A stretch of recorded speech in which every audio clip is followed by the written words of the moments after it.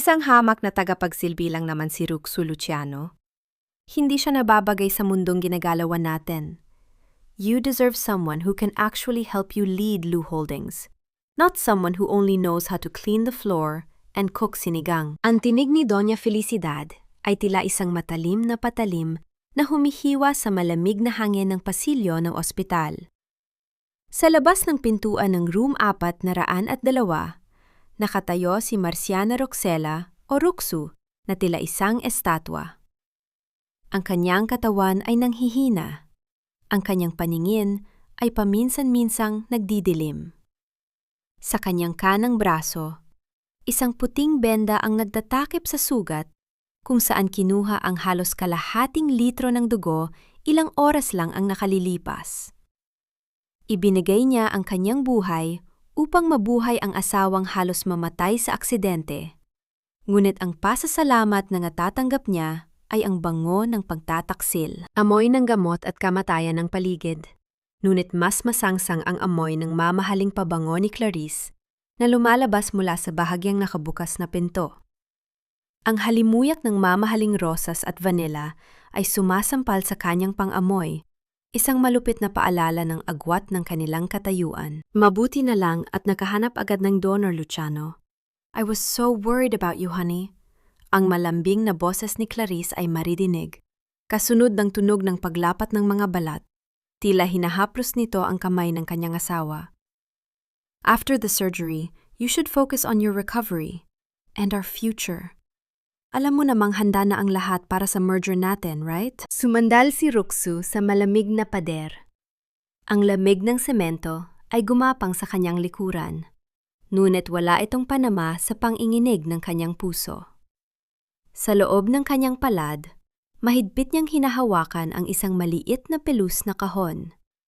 Isang simpleng singsing ang laman yon. Isang disenyong siya mismo ang gumuhit, na binayaran niya gamit ang barya-baryang naipon niya mula sa pagtitipid sa sariling pagkain sa loob ng 5 taon. Anniversary gift niya ito para kay Luciano. Akala niya, ang anibersaryong ito ang magiging simula ng bagong kabanata ng kanilang pagsasama. Don't worry, Clarice. Ruxu is just a phase I had to go through. Ang boses ni Luciano ay mahina, ngunit sapat na para durugin ang huling piraso ng pag-asa ni Ruxu. She's a good person, but she's not enough. Paglabas ko rito, aayusin ko na ang papeles. I'll make sure she gets enough money para makabalik sa probinsya nila. I need a wife who can stand beside me at the gala, not someone who hides in the kitchen. Ganito na lang ba ang halaga ko?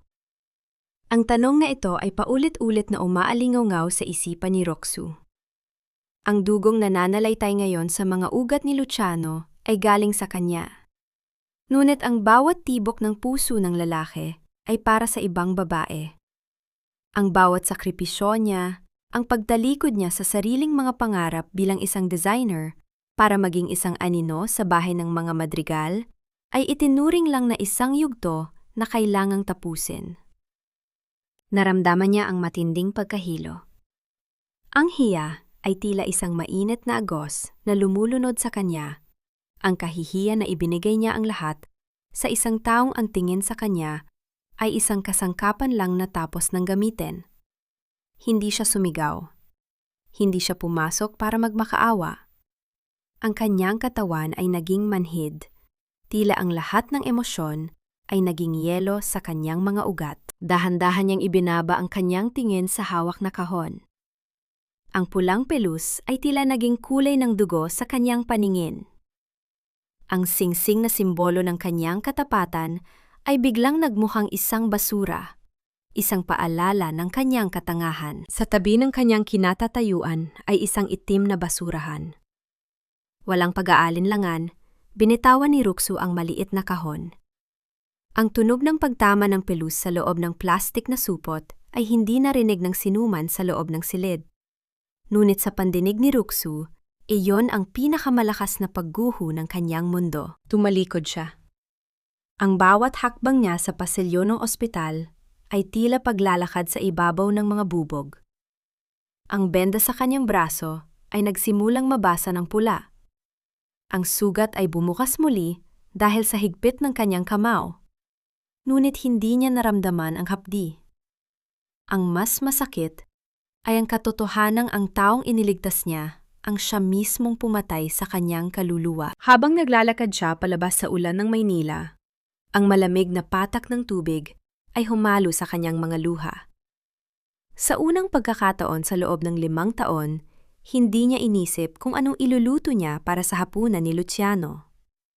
Sa unang pagkakataon, ang tanging naririnig niya ay ang sariling tinig sa loob ng kanyang isipan.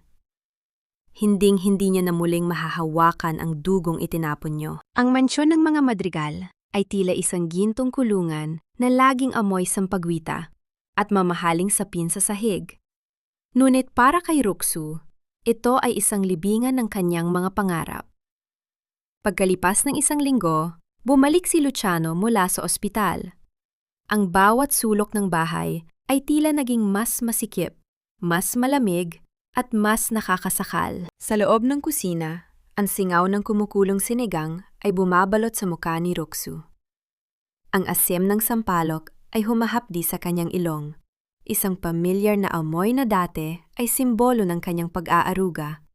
Ngunit ngayon ay tila lason na unti-unting pumapatay sa kanyang pagkatao. Ang kanyang mga kamay, na mayroon pa ring maliliit na pasa mula sa suwero at pagkuha ng dugo, ay nanginginig habang hinihiwa ang mga gulay. Ruxu, ano ba ang ginagawa mo? Ang bagal-bagal mo talagang kumilos, para kang pagong. Ang doses ni Doña Felicidad ay pumasok sa kusina bago pa man ang kanyang anino. Ang tunog ng kanyang mamahaling tsinelas sa dekalidad na marmol ay tila bawat pako na ibinabaon sa katahimikan ni Ruxu. Hindi lumingon si Ruxu. Pinanatili niya ang kanyang tingin sa hinihiwang labanos. Malapit na pong matapos ang hapunan, Ma. Ma? Don't call me Ma. I told you many times. Masyadong pamilyar para sa isang katulad mo. Pagtatama ng matanda, habang diring-diri na tinitingnan ang paligid ng kusina. Kinuha niya ang isang sandok at tinikman ang sabaw. Pagkatapos, ay mabilis itong ibinalik sa kaldero ng may pandidire. Diyos ko, itong pagkaing ito, it's so cheap. Pangmahirap. How do you expect Luciano to recover with this kind of food? You are so useless, Ruxu. Ni hindi mo man lang mapantayan ang klas ng mga madrigal sa loob ng 5 taon. Nararamdaman ni Ruxu ang pait na namumuo sa kanyang lalamunan. Gusto niyang isigaw na ang dugong nananalaytay sa kanyang anak ay ang dugong mahirap na kinuha mula sa kanyang braso. Ngunit nanatili siyang tahimik. Ang kanyang katahimikan ay hindi na tanda ng pagsuko, kundi isang pader na unti-unti niyang itinatayo upang hindi na siya muling masaktan ng kanilang mga salita. Eksaktong 7:00 ng gabi nang pumasok si Luciano sa silid kainan. Hindi siya nag-iisa. Kasunod niya si Clarice na suot ang isang itim na silk dress na tila linta sa kanyang katawan. Ang halimuyak ng dayuhang pabango nito ay muling sumakop sa espasyo. Pilit na pinapatay ang amoy ng pagkaing pinaghirapan ni Ruxu. Luciano, bakit mo siya kasama? Tanong ni Ruxu sa mahinang tinig habang inilalapag ang huling putahe sa mesa. Umupo si Luciano sa kabisera nang hindi man lang tumitingin sa kanyang asawa. Ang kanyang muka ay tila isang pader ng yelo. Clarice will be staying here for a few weeks, Ruxu. She's the brand manager of our new jewelry line. We need to work closely for the upcoming gala. At isa pa, she knows what I need better than you do. But Luciano, this is our home, ang tanging nasabi ni Ruxu. Ang salitang home ay tila naging isang malaking biro. Home? This house is a magical property, honey. Singit ni Clarice habang marahan hinahaplos ang balikat ni Luciano sa harap mismo ni Ruxu at ng kanyang biyenan. And since you're just staying here anyway, maybe you can help me with my things? I have 3 suitcases in the car. Be a dear and bring them to the guest room, okay? Tiningnan ni Ruxu si Luciano, nagbabakasaling may makikitang kahit katiting na pagtatanggol.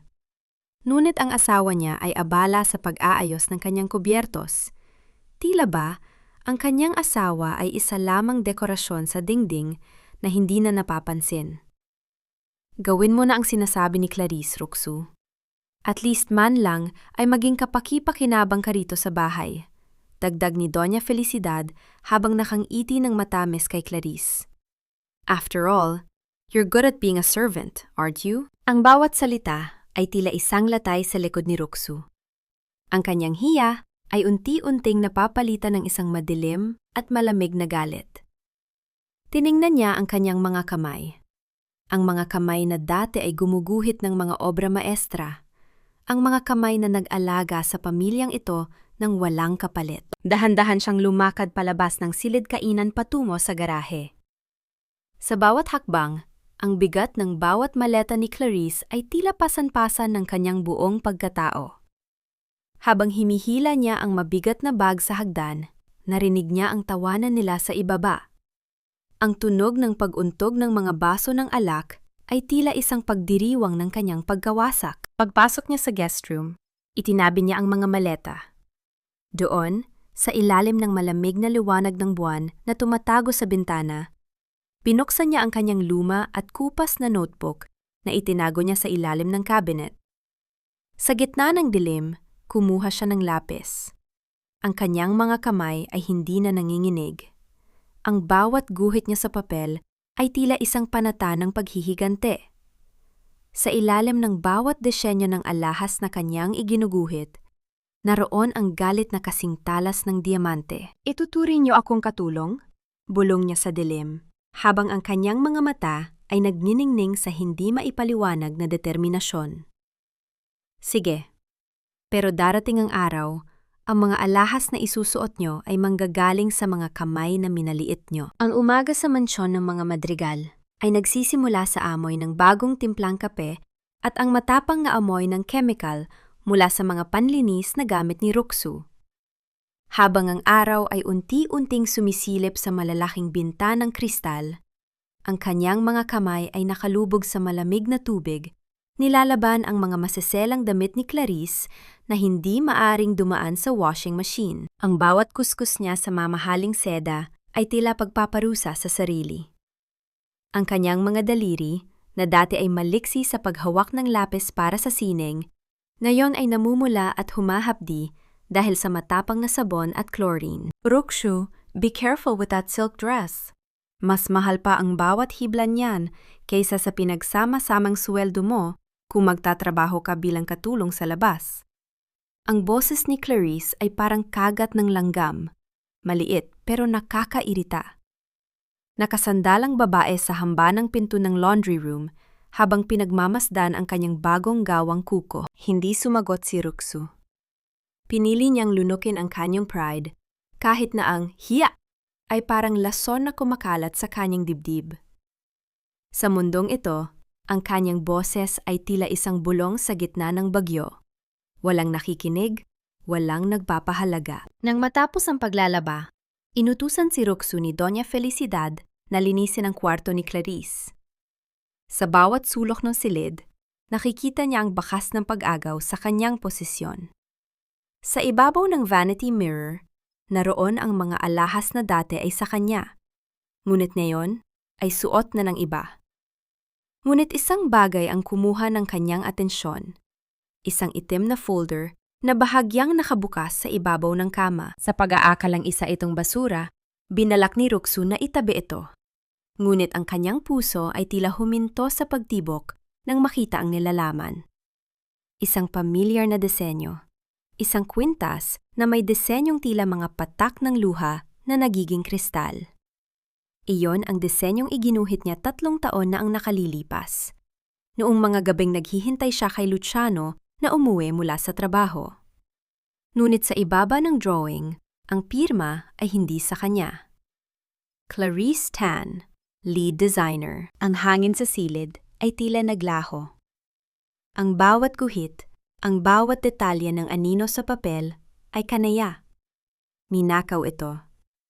Hindi lang ang kanyang asawa, kundi pati ang kanyang kaluluwa bilang isang manlilika ay unti-unti nilang kinukuha. What are you doing with my portfolio?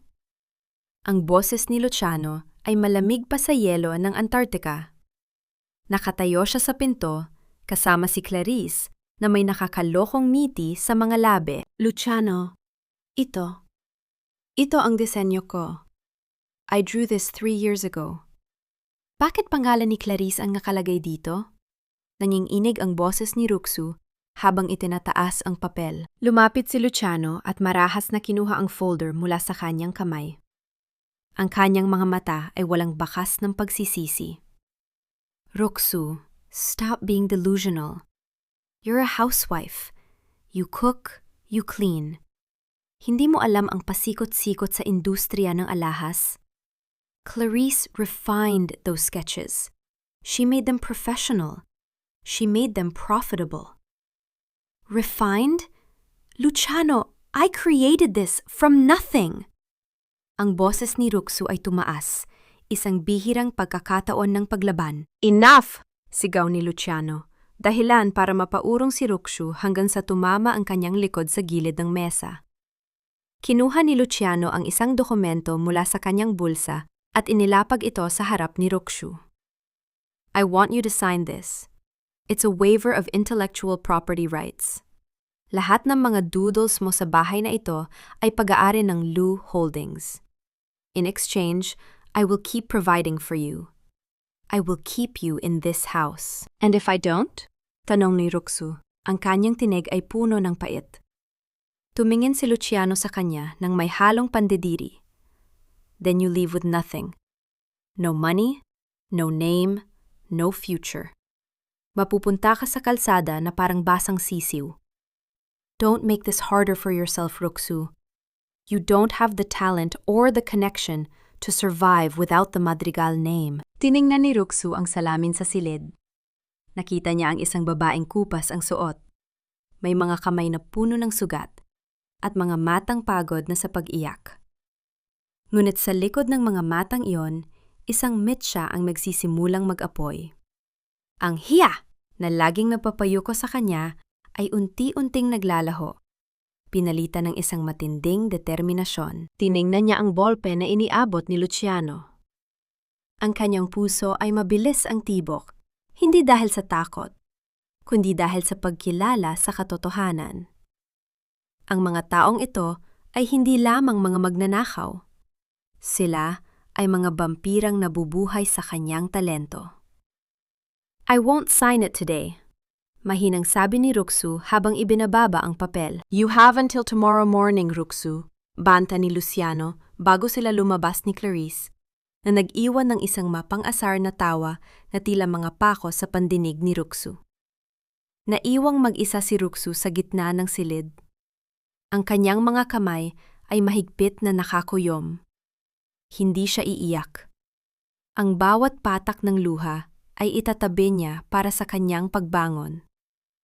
Sa kanyang isipan, ang mukha ni Mateo Shen, ang lalaking nakita niya sa labas ng mansyon noong nakaraang araw, ay biglang sumagi. May mga lihim na kailangang mabunyag at may mga reyna na kailangang bawiin ang kanilang korona. Ang amoy ng matapang na wax ay humahalo sa maasim na amoy ng pawis ni Ruxu, habang ang kanyang mga tuhod ay nakabaon sa matigas at malamig na sahig ng malawak na sala. Ang bawat kuskos niya sa dekalidad na kahoy ay tila pagtatangkang burahin ang sarili niyang anino sa bahay na ito. Ang kanyang mga kasukasuan ay sumasakit, isang pamilyar na hapdi na tila naging bahagi na ng kanyang pang-araw-araw na buhay. Dagdagan mo ang kuskos sa kanto, Ruxu. Darating ang mga kaibigan ko para sa afternoon tea. Ayaw kong may makita silang kahit isang butil ng alikabok na kasing dumi ng pinanggalingan mo. Ang boses ni Doña Felicidad ay parang tunog ng latigo. Habang siya ay nakatayo sa itaas ni Ruxu, tinitingnan ang kanyang manugang na tila isang peste na dapat tapakan. Hindi sumagot si Ruxu. Ang kanyang buhok ay basa ng pawis at nakadikit sa kanyang pisini. Sa kanyang tabi, isang pilak na tray ang inilapag ng matanda, nang may kalabog na naging dahilan ng pag-alon ng tubig sa kanyang timba. Narito ang mga resibo ng mga binili ni Clarice sa Makati kahapon. 5 designer gowns at 3 pares ng sapatos para sa mga susunod na business meetings ni Luciano. Sabi ni Doña Felicidad habang inilalapag ang isang tumpok ng papel sa tapat ng mukha ni Ruxu. Kulang ang budget ng kumpanya dahil sa mga expansion, kaya ikaw ang mababayad nito. Gamitin mo ang perang iniwan ng nanay mo sa bangko. Isipin mo na lang na ito'y ambag mo para sa tagumpay ng asawa mo. Napatigil ang kamay ni Ruksu. Ang kanyang mga daliri ay namumuti sa higpit ng hawak sa basahan. Ma, yun na lang ang natitirang pera mula sa pagkamatay ni nanay. Inilaan ko yon para sa kinabukasan ko kung sakaling... Kung sakaling ano? Kung sakaling iwan ka ni Luciano? Ang matanda ay tumawa ng mapait, isang tunog na walang bahid ng saya. Wala kang kinabukasan sa labas ng pintong ito, Ruksu. Ang tanging halaga mo rito ay ang magsilbi. Ngayon, ibigay mo sa akin ang passbook mo. Nang hindi kumibo si Ruksu, marahas na hinablot ni Doña Felicidad ang kanyang braso. Sa paghila ng matanda, isang luma at kupas na pulseras na gawa sa mumurahing bato ang nalaglag mula sa bulsa ng tapes ni Ruksu. Ito ang huling alaala ng kanyang ina. Isang simpleng hiyas na walang halaga sa pera, ngunit naglalaman ng lahat ng pag-ibig na kanyang nakilala. Bago pa man makaabot si Ruksu, ang matulis na takong ng sapatos ni Doña Felicidad ay lapat na tumama sa pulseras. Ang tunog ng pagkabasag ng mga bato ay tila ang mismong tunog ng puso ni Ruksu na nadudurog sa ilalim ng bigat ng kawalan ng katarungan. Ang mga butil ng hiyas ay kumalat sa sahig, naging maliliit na piraso ng kulay sa gitna ng maputing marmol. Oops! Mukhang basura na talaga ito gaya ng may-ari, sabi ng matanda nang walang anumang emosyon habang lalong idinidiin ang kanyang sapatos para durugin ang mga natitirang piraso. Sign the check, Ruksu. O baka gusto mong kalad ka rin kita palabas ng bahay na ito nang walang kahit isang sentimo? Nanatiling nakayuko si Ruksu. Ang kanyang mga mata ay nakapako sa mga durog na hiyas ng kanyang ina. Ang panginginig ng kanyang katawan ay hindi na dahil sa takot. Ito ay ang panginginig ng isang bulkang malapit ng sumabog. Isang mainit na likido ang gumapang mula sa kanyang puso patungo sa kanyang mga mata. Ngunit pinigilan niya ang pag-agos nito. Ibibigay ko ang pera, mahinang sabi ni Ruksu. Ang kanyang boses ay tila galing sa ilalim ng lupa. Malamig, tuyo, at walang buhay. Good, at least natuto ka na ring makining, sabi ni Doña Felicidad habang naglalakad palayo. Ang bawat hakbang niya ay nag-iwan ng gasgas sa mga durog na hiyas sa sahig. Naiwan si Ruksu na nakaluhod sa gitna ng sala. Dahan-dahan niyang pinulot ang mga durog na bato. Ang bawat piraso ay bumabaon sa kanyang palad hanggang sa magsimulang dumugo ang kanyang balat. Ang hapdi ng kanyang sugat ay tila naging gamot sa kanyang nagluluksang kaluluwa. Tumingin siya sa bintana. Doon, sa labas ng mataas na bakod ng mansyon, nakita niya ang isang itim na sasakyan na nakaparada. Isang lalaki ang nakatayo sa tabi nito, si Mateo Shen. Ang kanyang mga mata ay nakatitig ng diretso sa bintana kung saan naroon si Ruksu. Walang emosyon ang mukha nito, ngunit ang kanyang titig ay tila isang pangako ng kaligtasan o marahil ay isang paanyaya sa isang bagong uri ng digmaan. Tumayo si Ruksu. Ang kanyang mga binti ay nanghihina, ngunit ang kanyang paninindigan ay tila bakal na pinatigas ng apoy. Hindi na siya ang babaeng pumasok sa bahay na ito 5 taon na ang nakalilipas. Ang bawat paghamak, ang bawat durog na bato, at ang bawat patak ng kanyang dugo ay magiging puhunan niya para sa isang pagbangon na hindi nila inaasahan. Pumasok siya sa kanyang maliit na silid at kinuha ang passbook. Ngunit bago siya lumabas, kumuha siya ng isang kapirasong papel. Hindi siya nagsulat ng reklamo.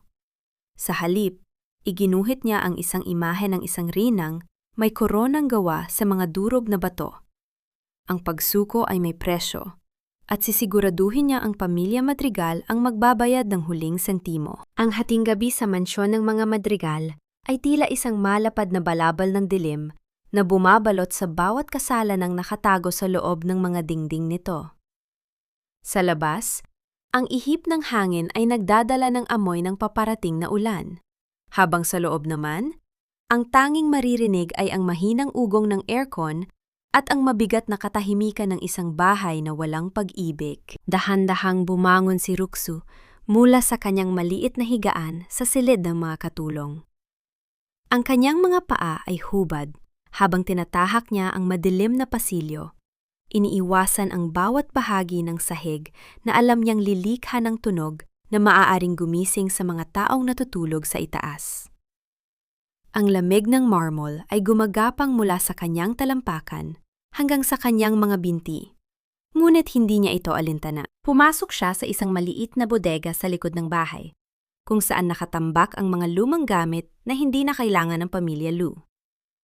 Doon, sa ilalim ng isang bumbilyang aandap-andap ang liwanag, inilabas niya ang kanyang lihim na kayamanan. Isang lumang sketchbook, ilang piraso ng lapis, at isang flashlight. Sa loob ng ilang oras, ang mundo ni Ruksu ay hindi na tungkol sa maruming pinggan o sa mga lait ng kanyang biyenan. Ang bawat marahang pagkayod ng dulo ng kanyang lapis sa tuyong papel ay tila isang hininga ng kalayaan. Iginuguhit niya ang isang kwintas na tinawag niyang luha ng dagat. Mga asul na batong hugis patak ng luha na napapalibutan ng mga pilak na tinik. Ang bawat linya ay tila isang bahagi ng kanyang kaluluwa na kanyang binabawi mula sa mga magnanahaw sa kabilang silid. Ngunit ang katahimikan ay biglang nabasag. Mula sa itaas, narinig niya ang mahinang tunog ng pagbukas ng pinto. Kasunod ang mahinhin na tawa ni Clarice at ang mababang boses ni Luciano. "You're so brilliant, Clarice! Ang koleksyong ito ang magliligtas sa Lu Holdings mula sa bangkarota." Ang boses ni Luciano ay puno ng paghanga. Isang tono na hindi kailanman narinig ni Ruksu sa loob ng 5 taon. "Of course, honey. I know exactly what the market wants. Ang mga Tears of the Sea designs na ito, they are masterpieces. At sa tulong ng marketing team, walang makakaalam kung saan talaga galing ang inspirasyon ko," sagot ni Clarice, na sinundan ng tunog ng pag-untog ng mga baso ng wine. Napatigil ang kamay ni Ruksu. Ang kanyang puso ay tila isang ibon na pilit kumakawala sa kanyang dibdib. Ang Tears of the Sea ay ang disenyong kasalukuyan niyang iginuguhit. Paano ito nalaman ni Clarice? Paano ito napunta sa kanya? Sa gitna ng kanyang pagkalito, napansin ni Ruksu ang isang tumpok ng mga lumang folder sa gilid ng bodega na balak na yatang itapon bukas. Dahan-dahan niyang binuksan ang isa sa mga ito. Ang kanyang hininga ay tila nagyelo sa kanyang baga. Ang kanyang mga lumang sketchbook. Ang mga disenyong ginawa niya noong bago pa lang silang mag-asawa ni Luciano ay naroon lahat. Ngunit sa bawat pahina, mayroong isang pulang tatak na tila isang sariwang sugat. Property of Clarice Tan, exclusive designer. Hindi lang ang kanyang kasalukuyan ang minanakaw nila. Ang kanyang nakaraan, ang kanyang pinaghirapan, at ang tanging bagay na nagpapatunay na siya ay may halaga, ay unti-unti nilang binubura. Ang bawat pahina ay may mga pirma ni Luciano bilang saksi, na tila ba ang asawa niya mismo ang nagbenta sa kanya sa impyerno. Isang malamig na pawis ang namuo sa noo ni Ruksu. Ang bawat stroke ng lapis na kanyang ginawa kanina ay tila naging mga tinit na sumasaksak sa kanyang puso. Ang pagnanasa niyang lumaban ay lalong nag-alab. Ngunit sa pagkakataong ito, may kasama na itong matalinong pagpaplano. Biglang bumukas ang pinto ng bodega. Ang liwanag mula sa labas ay tumama sa mukha ni Ruksu, na naging dahilan para mapapikit siya. "What are you doing here at this hour, Ruksu?" Ang boses ni Clarice ay puno ng hinala. Nakatayo siya sa pinto, suot ang isang mamahaling pantulog na gawa sa seda, habang ang kanyang mga mata ay tila sa isang ahas na handang manuklaw. Dahan-dahang itinago ni Ruksu ang kanyang bagong sketchbook sa likod ng kanyang tapis. Ang kanyang mukha ay nanatiling walang emosyon. Isang maskara na kanyang pinatigas sa loob ng maraming taon. "Nililinis ko lang po ang mga itatapon bukas, Ma'am Clarice," mahinang sagot ni Ruksu, habang ang kanyang puso ay parang gustong lumabas sa kanyang lalamunan. Lumapit si Clarice. Ang kanyang mga mata ay naniningkit habang tinitingnan ang folder na hawak ni Roxu. Siguraduhin mo lang, dahil ang mga basurang yan, hinding-hindi na magiging ginto kailanman. Gaya mo, Roxu. Mananatili kang basura sa bahay na ito. Nang makaalis si Clarice, naiwan si Roxu sa dilim. Hindi siya umiyak. Sa halip, kinuha niya ang kanyang lapis at itinuloy ang pagguhit. Ngunit sa pagkakataong ito, naglagay siya ng isang maliit, halos hindi mapapansing marka sa loob ng disenyo ng bawat yas. Isang markang tanging siya lang ang nakakaalam. Sa tingin niyo ay basurahan ako? Bulong niya sa hangin. Sige, pero tandaan niyo, ang pinakamahalagang yas ay madalas matagpuan sa ilalim ng putik. Sa kanyang isipan, muling nagpakita ang muka ni Mateo Shen. Ang misteryosong lalaking iyon na laging nakamasid sa malayo. Isang tanong ang nananatili sa kanyang isip. Bakit ang isang bilyonaryong tulad ni Mateo Shen ay interesado sa isang basura na tulad niya? Ang hangin sa loob ng engkanto at marangyang ballroom ng Peninsula Manila ay nababalot ng amoy ng mamahaling tabako, bulaklak ng liryo, at ang matapang na halimuyak ng mga alak na mas matanda pa sa pagsasama ni Luciano at Roxu. Sa ilalim ng naglalakihang mga kristal na chandelier, ang bawat kislap ng liwanag ay tila nanunuya sa madilim na katotohanang itinatago ng pamilya Madrigal. Huwag kang gagawa ng anumang eksena, Roxu. Ngumiti ka lang at magmukhang isang disenteng asawa ng isang Madrigal. Isuot mo ito. Ang boses ni Luciano ay parang utos ng isang Panginoon habang iniaabot sa kanya ang isang kwintas. Tiningnan ni Roxu ang alahas. Iyon ang luha ng dagat. Ang disenyong ninahaw ni Clarice mula sa kanyang lumang sketchbook. Ang pakiramdam ng malamig na pilak sa kanyang balat ay tila isang malamig na kamay na sumasakal sa kanyang leeg. Pinilit niyang huwag manginig. Ang kanyang suot na asul na bestido ay masikip at hindi komportable. Tila isang balat na hindi kanya. "You look presentable enough," sabi ni Doña Felicidad habang tinitingnan siya mula ulo hanggang paa ng may kasamang pait. Siguraduhin mong hindi mo kami ipapahiya sa harap ni Mateo Shen. Kailangan natin ang kanyang investment para maisalba ang kumpanya. Sa kabilang panig ng silid, nakita ni Roxu si Clarice. Suot nito ang isang pulang gown na tila nagnininga sa ilalim ng mga ilaw habang nakikipagtawanan sa mga investor. Si Clarice ang kinikilalang henyo sa likod ng koleksyon, habang si Roxu ay naroon lamang bilang isang palamute. Isang patunay na si Luciano ay isang matapat na family man. "The man of the hour has arrived," bulong ni Luciano habang inaayos ang kanyang kurbata. Bumukas ang malalaking pinto at pumasok si Mateo Shen. Ang kanyang presensya ay tila nagpatahimik sa buong bulwagan. Hindi siya kailangang sumigaw para mapansin. Ang kanyang bawat hakbang ay may dalang awtoridad na tila nagmumula sa kailaliman ng lupa. Ang kanyang mga mata, na kasing talim ng agila, ay agad na naglakbay sa paligid hanggang sa huminto ang mga ito kay Roxu. "Mr. Shen, isang karangalan na makasama kayo rito," bati ni Luciano nang may pinakamalapad na plastik na ngiti. "The pleasure is mine, Mr. Madrigal," sagot ni Mateo sa isang malalim at kalmadong tinig. Tumingin siya kay Roxu. "And this must be the woman behind the successful man?" "Yes, this is my wife, Roxu," pakilala ni Luciano, habang ang kanyang kamay ay mahigpit na nakahawak sa baywang ni Roxu, hindi dahil sa pagmamahal, kundi bilang isang babala. Lumapit si Mateo.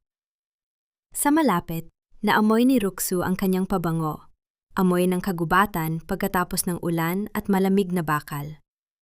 Isang amoy na hindi kailanman matatagpuan sa mundong puno ng pagkukunyari ng mga Madrigal. Sa gitna ng usapan, hindi sinasadyang, nasagi ng isang waiter ang siko ni Mateo, dahilan para ang hawak niyang baso ng pulang alak ay tumapon sa bestido ni Roxu. Ang madilim na likido ay mabilis na kumalat sa asul na tela, tila isang malaking sugat na bumubukas sa kanyang dibdib. "Oh my God, Ruksu! Ang tanga mo talaga!" Ang mahinang boses ni Doña Felicidad ay tila isang ahas na bumubulong sa kanyang likuran. Ngunit bago pa man makapag-react si Luciano o ang kanyang ina, kinuha ni Mateo ang kanyang puting panyo at iniabot ito kay Ruksu.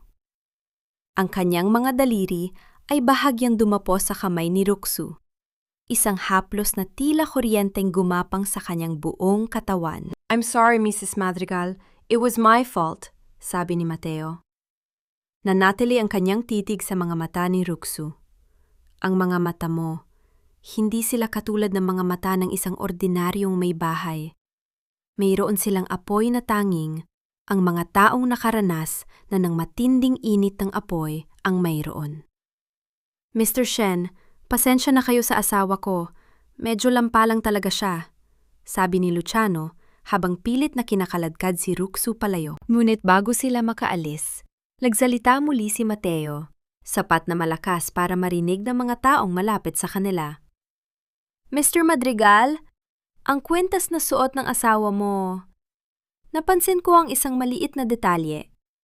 Isang marka na tila isang lihim na lagda sa gilid ng hiyas. Alam ba ng designer mo ang tungkol dito? Napatigil si Clarice sa kanyang pakikipag-usap. Ang kanyang muka ay bahagyang namutla sa ilalim ng makapal na makeup.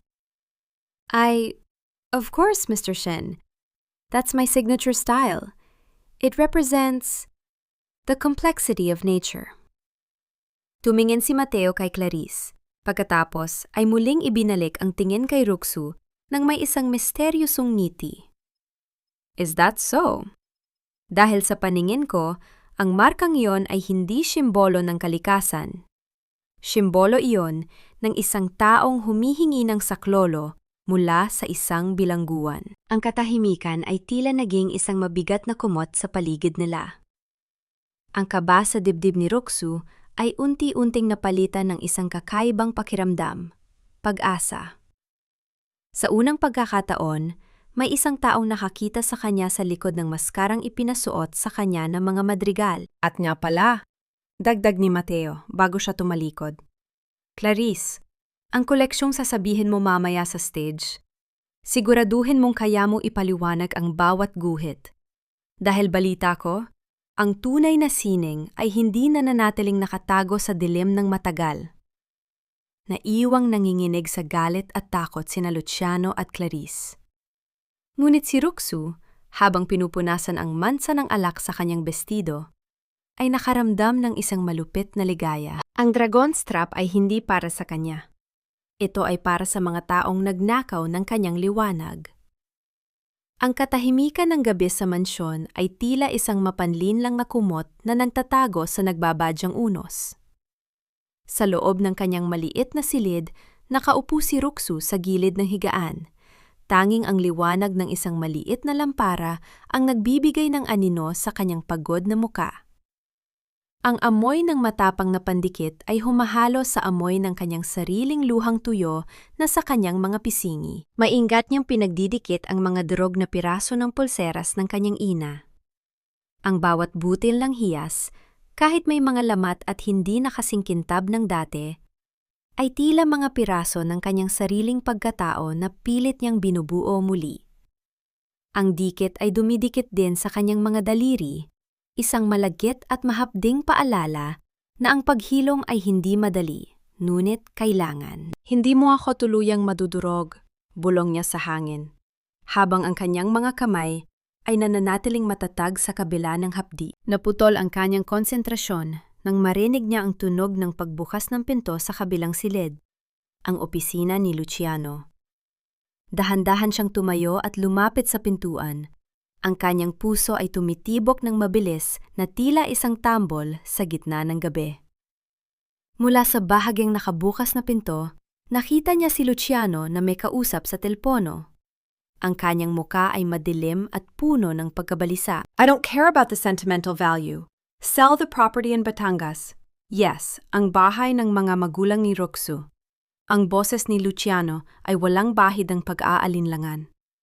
Kailangan natin ng cash flow para sa launching ng bagong collection. Ruxu won't know. Akala niya ay safe pa rin ang titulo sa bangko. Just process the papers immediately. Ang bawat salita ni Luciano ay tila isang saksak sa likod ni Ruxu. Ang bahay na yon, ang tanging alaala ng kanyang pagkabata, ang tanging lugar kung saan siya naramdamang ligtas, ay ibebenta ng lalaking pinagkatiwalaan niya ng kanyang buhay. Ang kanyang hiya ay biglang naglaho, pinalitan ng isang malamig at kalkuladong galit. Hindi na siya ang biktima. Sa loob ng nakalipas na mga araw, lihim siyang kumuha ng mga larawan ng mga dokumento sa laptop ni Luciano sa tuwing wala ito. Ang mga ebidensya ng paglipat ng pondo sa account ni Clarice, ang mga pekeng pirma, at ang mga lihim na pakikipagtagpo, lahat ng iyon ay nakatago sa isang maliit na memory card na nakatahi sa loob ng kanyang tapes. Biglang tumunog ang kanyang sariling cellphone. Isang unregistered number. Hello? Mahinang sagot ni Ruxu sa loob ng banyo. The storm is coming, Ruxu. Siguraduhin mong nakahanda na ang lahat ng iyong sandata. Ang boses ni Mateo Shen ay malamig, ngunit may dalang katiyakan. Huwag kang kukurap. Ang kalaban ay pinakamahina sa oras ng kanilang pinakamalaking pagdiriwang. Bakit mo ko tinutulungan? Tanong ni Ruxu. Ang kanyang hininga ay bumibilis. Dahil ang isang reynang marunong lumaban ay mas mahalaga kaysa sa isang hari na marunong lang magnakaw. Sagot ni Mateo bago naputol ang linya. Lumabas si Ruxu ng banyo at lumingon. Tanging para magulat nang makita si Luciano na nakatayo na pala sa harap ng kanyang pinto. Ang kanyang mga mata ay naniningkit sa hinala. Sino ang kausap mo, Ruxu? At ano ang ginagawa mo rito sa dilim? Tanong ni Luciano, ang kanyang boses ay puno ng banta. Wala, Luciano. Inaayos ko lang ang mga gamit ko. Sagot ni Ruxu, pilit na pinapakalma ang kanyang tinig. Liar! Sigaw ni Luciano. Marahas niyang hinablot ang braso ni Ruxu at nakita ang maliit na piraso ng papel na hawak nito. Ang listahan ng mga ari-ariya na balak ibenta ni Luciano. Pinapakialaman mo ba ang mga gamit ko? Who do you think you are? Isang hamak na asawa ka lang na pinalalamon ko? Asawa mo ako, Luciano. Pero bakit pati ang bahay ni nanay balak mong kunin? Ang boses ni Ruxu ay sa wakas ay sumabog. Puno ng pait at ulat. Ang tugon ni Luciano ay mabilis at malupit. Ang kanyang palad ay malakas na lumapat sa pisingi ni Ruxu, isang tunog na tila pagpunit ng tela sa gitna ng katahimikan. Ang lakas ng impact ay naging dahilan para tumama ang ulo ni Ruxu sa gilid ng cabinet. Naramdaman niya ang alat ng dugo sa kanyang labi at ang matinding init na gumagapang sa kanyang mukha. You have no right to question me. Mula ngayon, hindi ka na matutulog sa kwartong ito. Doon ka sa quarters ng mga katulong kung saan ka talaga nababagay. Buliw ni Luciano bago siya kinaladkad palabas at marahas na isinara ang pinto. Naiwang nakasalampak si Ruxu sa malamig na sahig ng pasilyo. Ang kanyang pisingi ay namamanhid, ngunit ang kanyang puso ay mas matigas pa sa diamante. Sa gitna ng dilim, hinawakan niya ang nakatahing memory card sa kanyang damit. Ang sampal na iyon ang huling beses na hahayaan niyang saktan siya ng sinuman. Ang bukas ay hindi na para sa pagluha. Ito ay para sa paniningil. Ang bawat kislap ng mga brilyante sa loob ng Grand Ballroom ng Marriott ay tila mga matang nanunuya sa katahimikan ni Ruxu. Ang halimuyak ng mga sariwang bulaklak at ang amoy ng mamahaling wine ay sumasakal sa kanya, isang malupit na paalala na sa gitna ng karangyaan, siya ay nananatiling isang anino. Suot niya ang isang lumang bestido na tinahi niya mismo. Isang simpleng asul na tela na nagmumukhang basahan sa tabi ng nagniningning na pulang gown ni Clarice. Stay in the corner, Ruxu. Ayokong makita ng mga investors na ang asawa ko ay nagmumukhang katulong na naligaw sa party. Bulong ni Luciano. Ang kanyang tinig ay puno ng pandidiri bago siya lumapit kay Clarice upang mag-alok ng toast. Tumayo si Ruxu sa gilid. Hawak ang isang baso ng tubig na tila naging yelo sa kanyang kamay. Ang kanyang pisingi, na mayroon pang bahagyang pamamaga mula sa sampal ni Luciano kagabi, ay tinakpan niya ng makapal na makeup. Ngunit ang hapdi sa loob ng kanyang puso ay hindi kayang itago ng anumang kolorete. Ladies and gentlemen, ang boses ni Doña Felicidad ay umalingaw-ngaw sa buong bulwagan habang siya ay nakatayo sa entablado. Tonight, we unveil the future of Lou Holdings. Ang koleksyong magbabago sa kasaysayan ng sining, ang Tears of the Sea, na nilikha ng aming napakatalino at nag-iisang lead designer, Clarice Tan. Nagpalakpakan ng lahat. Umakyat si Clarice sa entablado, suot ang kuwentas na ninakaw mula sa kaluluwa ni Ruxu. Ang mga asul na hiyas ay nagniningning sa ilalim ng mga spotlight, tila mga tunay na luha na naging bato. Thank you everyone, simula ni Clarice. Ang kanyang boses ay punong-puno ng pagkukunyari. This design was inspired by my own journey of pain and triumph. Every curve, every stone, represents the depth of my passion. Naramdaman ni Ruxu ang pag-akyat ng pait sa kanyang lalamunan. Ang bawat salita ni Clarice ay isang insulto sa mga gabing puyat siya sa pagguhit. Sa mga araw na tiniis niya ang lahat para sa pamilyang ito. Tumingin siya sa kwintas. Sa ilalim ng matinding init ng mga spotlight, napansin niya ang isang bagay na hindi nakita ng iba. Isang maliit na lamat sa gitnang bahagi ng pilak.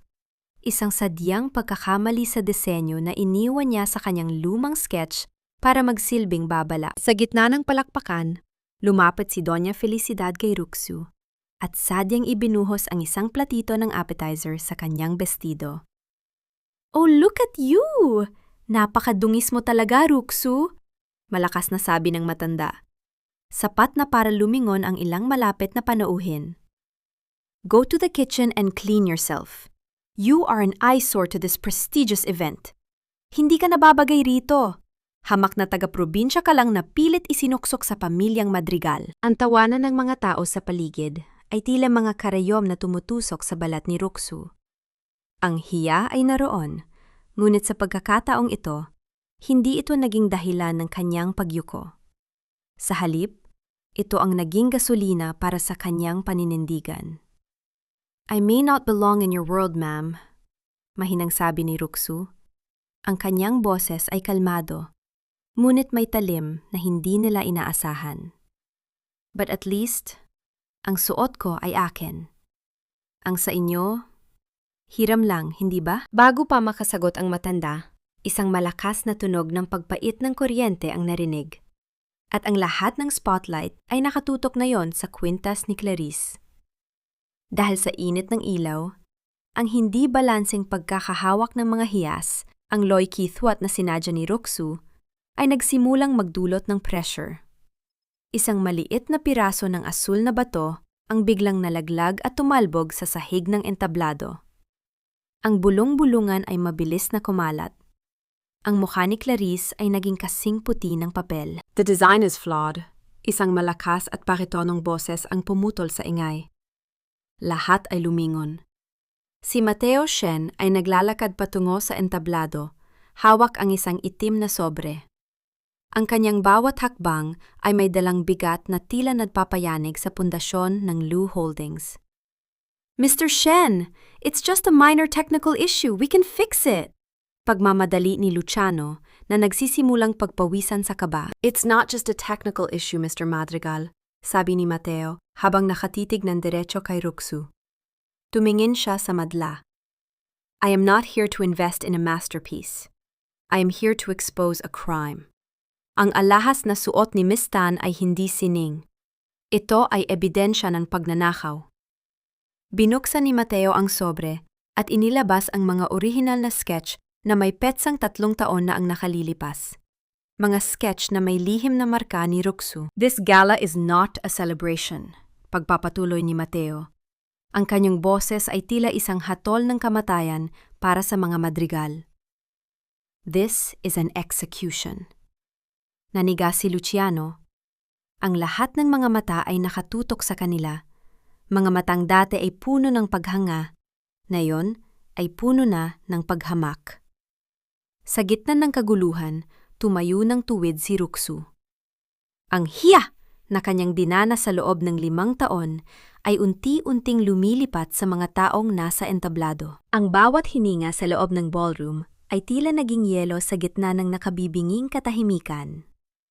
Ang mga mata ng mga elitista ng Maynila na kanina lang ay puno ng paghanga ay naging matalas na mga balaraw na nakatutok sa entablado.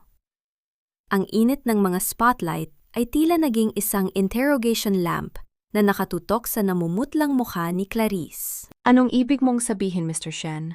This is a misunderstanding. These sketches, they are mine. Ang boses ni Clarice ay mataas at nanginginig. Isang desperadong pagtatangka na panatilihin ang kanyang maskara. Hindi siya sinagot ni Mateo. Sa halip, lumingon siya kay Ruksu. Ang kanyang titig ay hindi naguutos, kundi nag-aanyaya. Isang tahimik na pagkilala sa tunay na may-ari ng liwanag. Mrs. Madrigal, tawag ni Mateo. Ang kanyang boses ay kalmado, ngunit umaalingaw-ngaw sa bawat sulok ng silid. Can you explain why the tears of the sea is falling apart right now? Why did that stone fall? Dahan-dahang humakbang si Ruksu patungo sa gitna.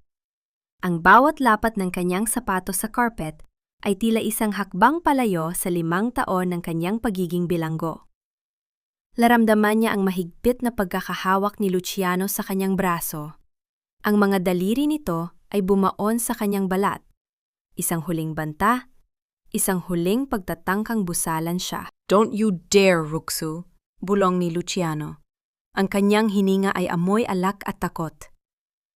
Isipin mo ang dangal ng pamilya. Isipin mo ang mangyayari sa iyo. Tiningnan ni Ruksu ang kanyang asawa. Sa unang pagkakataon, hindi siya nakaramdam ng takot o ng hiya. Ang nakita niya ay isang maliit na lalaking nagtatago sa likod ng nakaw na yaman. Marahan niyang iwinaksi ang kamay ni Luciano. Ang lakas ng kanyang kilos ay sapat na para mapaatras ang lalaki. The stone fell because the structure was never meant to hold it that way, simula ni Ruksu. Ang kanyang boses sa mikropono ay malinaw, walang panginginig, parang daloy ng malamig na tubig sa sapa. The tears of the sea is not just a design. It is a story of a woman's soul. In the original sketch, the clasp is hidden behind the smallest sapphire. If you look closely at the mark in the metal, you will see 2 letters engraved in a way that only a jeweler's loupe can find. Lumapit si Mateo sa malaking screen at ipinakita ang macro shot ng nahulog na hiyas. Doon, sa ilalim ng matinding zoom, lumitaw ang 2 letrang maingat na inukit. R.R. R.R. Marciana Ruxela Reyes. Pagpapatuloy ni Ruksu. Ang kanyang mga mata ay nakatitig ng diretso kay Clarice. Hindi mo nakita ang markang yon dahil masyado kang abala sa pagpapakintab ng pangalan mo gamit ang pawis ko. You stole my sketches, but you couldn't steal my hands. You copied the beauty, but you didn't understand the physics of the pain that built it. Kaya bumagsak ang bato. Dahil ang kasinungalingan, gaano man kakinang, ay laging may lamat. Ang buong ballroom ay napuno ng bulungan na tila mga bubuyog na nagkakagulo. Si Doña Felicidad ay tila hihimatayin sa gilid ng entablado. Ang kanyang muka ay naging kasing pula ng alak na kanyang iniinom. Si Luciano naman ay nakatayo lang doon, tila isang rebultong unti-unting nagkakabitak-bitak. Lies, sinisiraan mo lang kami dahil sa selos, sigaw ni Clarice. Ngunit ang kanyang boses ay tila isang basag na plaka. Luciano, do something! Ngunit huli na. Lumapit si Mateo kay Ruksu at inalok ang kanyang braso. Isang simpleng kilos, ngunit sa paningin ng lahat, ito ay isang deklarasyon. Mr. Madrigal, the merger is off, sabi ni Mateo nang hindi man lang tinitingnan si Luciano. I don't do business with thieves. And as for you, Mrs. Madrigal, or should I say, Miss Reyes, my company, Shen Jewelry International, has been looking for a visionary, someone who knows that the true value of a gem is the strength of the one who shapes it. Tumingin si Ruksu sa paligid. Nakita niya ang kahihiyan sa mukha ni Luciano. Nakita niya ang takot sa mga mata ni Clarice. At sa wakas, naramdaman niya ang kanyang sarili. Ang bigat ng asul na bestido ay naglaho, pinalitan ng isang pakiramdam ng kagaanan na tila siya ay lumilipad. "I am not just a housewife, Luciano," sabi ni Ruxu. Sapat na para silang dalawa lang ang makarinig. "And I am definitely not your servant. You can keep the house, the name, and the lies. I'm taking back my soul." Bumaba si Ruxu sa entablado kasama si Mateo. Ang tunog ng kanyang mga hakbang ay hindi na tunog ng isang taong sumusunod, kundi tunog ng isang reynang nagsisimulang lumakad sa sarili niyang landas. Sa likuran niya, ang imperyo ng mga madrigal ay nagsisimulang gumuho. Ang bawat piraso ng kanilang dangal ay tila ang nahulog na asul na bato, basag, walang halaga, at dumi sa sahig. Ang hangin sa loob ng mansyon ng mga madrigal ay tila naging lason. Mabigat, mainit, at puno ng alimot. Habang ang bawat hakbang ni Ruxu ay naglalakbay sa mga pasilyong dati, ay kanyang nililinis ng nakaluhod, naramdaman niya ang kakaibang katahimikan. Hindi ito ang katahimikan ng kapayapaan, kundi ang katahimikan ng isang gumuhong imperyo. Sa loob ng kanyang maliit na silid, hindi siya nagmamadali. Ang bawat tupi ng kanyang mga simpleng damit ay tila isang ritual ng paglaya. Wala siyang kinuha na ibinigay ng mga madrigal. Ang tanging laman ng kanyang lumang maleta ay ang kanyang mga sketchbook, ang mga durog na hiyas ng kanyang ina, at ang kanyang dangal na kanyang muling nabuo mula sa abo.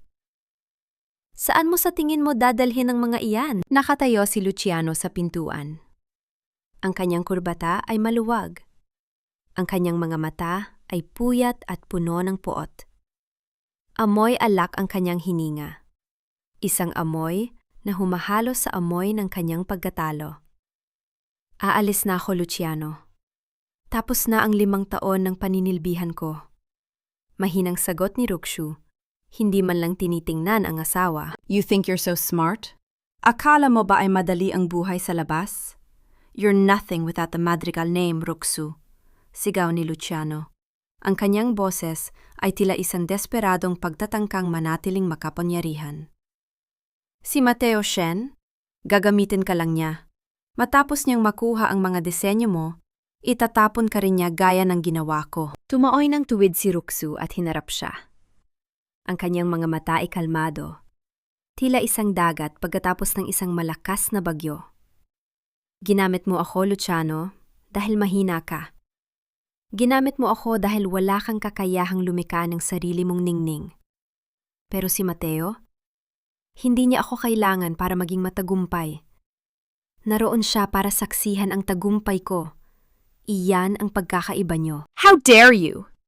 Isang boses ang pumutol sa usapan mula sa pasilyo. Si Doña Felicidad, na ngayon ay tila tumanda ng 10 taon dahil sa kahihiyan, ay pumasok sa silid.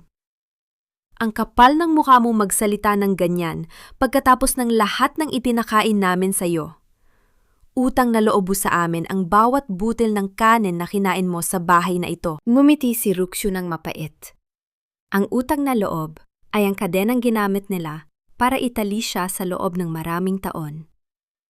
"Ang bawat butil ng kanina kinain ko, ma'am, ay binayaran ko ng bawat patak ng dugo, pawis at luha ko.